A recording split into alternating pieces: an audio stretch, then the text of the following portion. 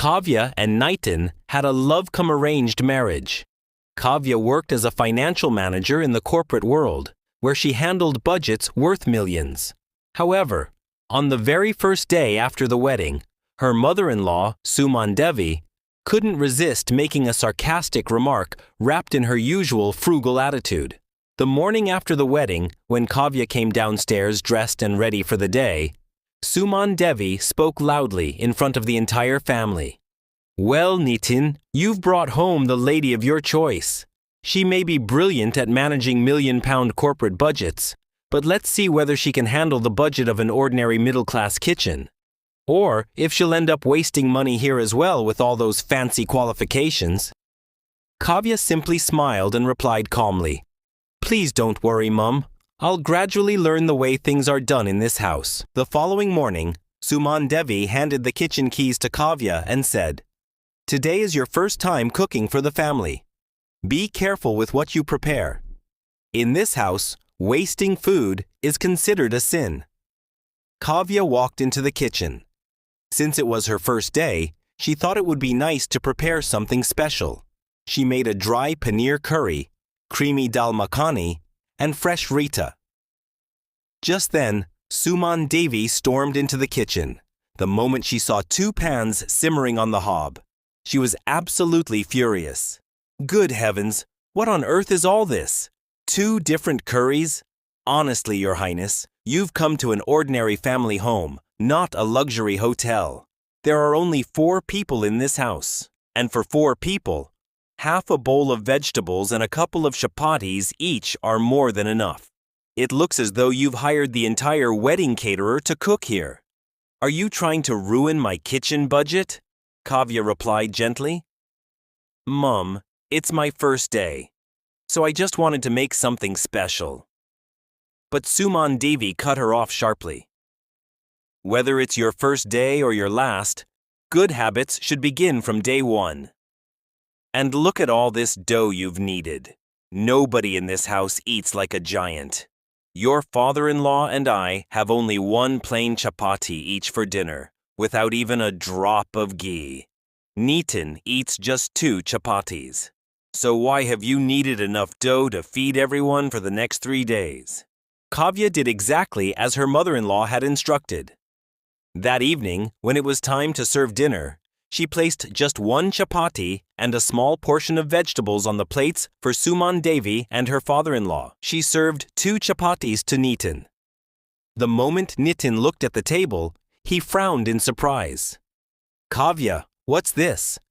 Why have Mum and Dad been given only 1 chapati each? Have you started treating people differently already?" Before Kavya could say a word, Suman Devi seized the opportunity.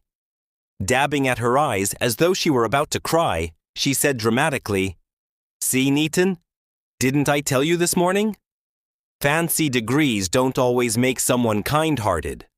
On her very first night in this house, your wife has already arranged for us to go hungry. Are your elderly parents supposed to beg for food now?" Nitin looked visibly upset. Determined to make Kavya look bad in front of him, Suman Devi and her husband kept asking for more food throughout the meal. Between them, they ate 4 chapatis each and finished bowl after bowl of vegetables until every last bit of the dinner Kavya had prepared was gone. Kavya quietly watched it all, swallowing her disappointment without saying a single word.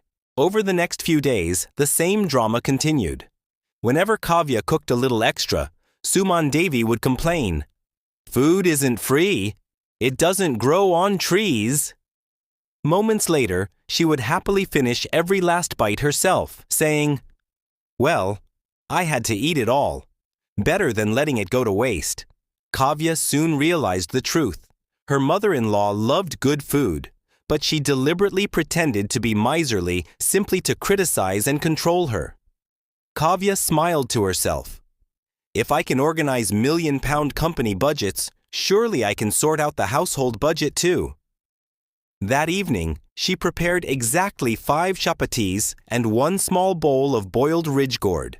At dinner, she served, to Suman Devi, a plate of boiled papaya and cucumber salad. To her father-in-law, one thin dry chapati with a small glass of plain milk.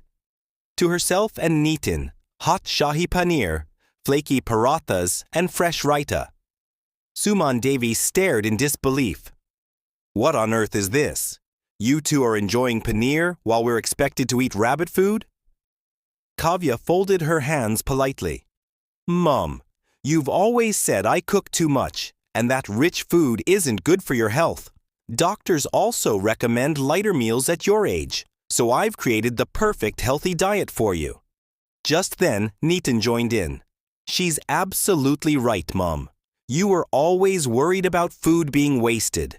From now on, we'll cook only what's necessary. It'll save money and be much healthier for everyone. For the first time, Suman Devi found herself trapped by her own words.